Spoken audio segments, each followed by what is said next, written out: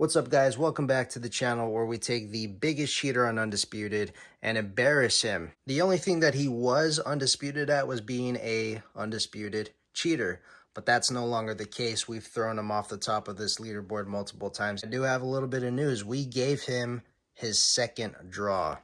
Oh yeah, check it out. So go to his record here. He used to have only one draw. So here's what happened. Just this past Tuesday, we were at the top of the leaderboard for a full 24 hours, and GeNaTicKzZ, he kind of went into his panic frenzy mode. He stayed up all night. He quit his job the next day. He was trying so hard to climb back up to the top of the leaderboard.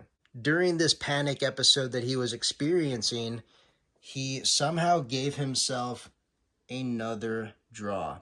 So I'm going to go ahead and take the credit for that and say that I gave him that draw.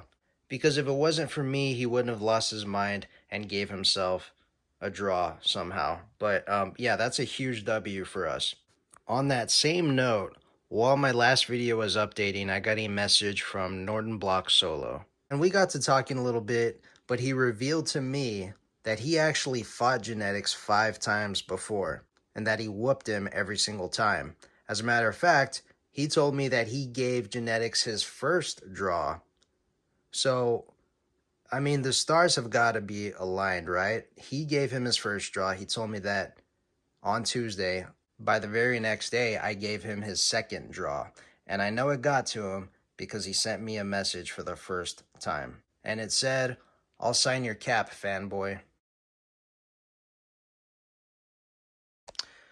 It was a little bit of a letdown considering I'm the guy who kicked in his front door and took a piss on his floor.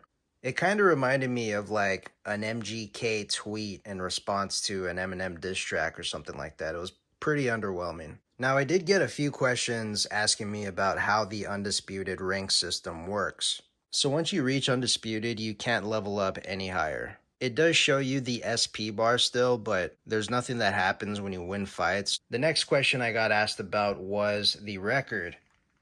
They pointed out how I do have a higher record, 246 to his 233.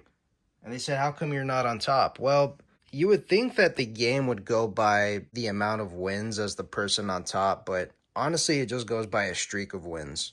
So this is how it works. If you're the latest person to get a winning streak, then it puts you on top of the list, no matter how many wins you have. So, for example, if GeNaTicKzZ decides to go up to 345 wins and I still hang out at 246, if I decide to get several wins in a row, then it'll put me above him, even though he has, 100 more wins than I do. So it's kind of confusing, but it's dumb.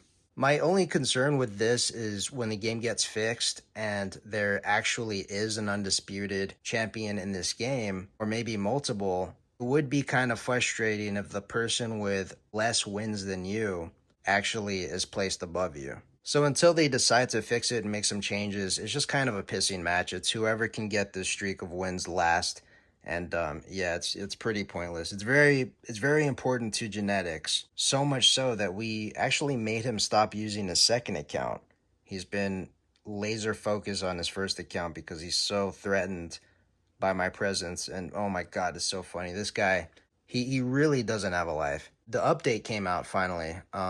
Well, I shouldn't say the update. It is just one update. The other one's coming in December. But this update that just came out makes it so that you do have a loss on your record when you quit a game.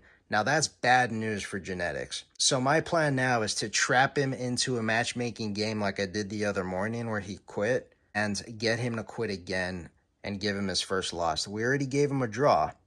Now we want to give him a loss. So we're coming after you, buddy.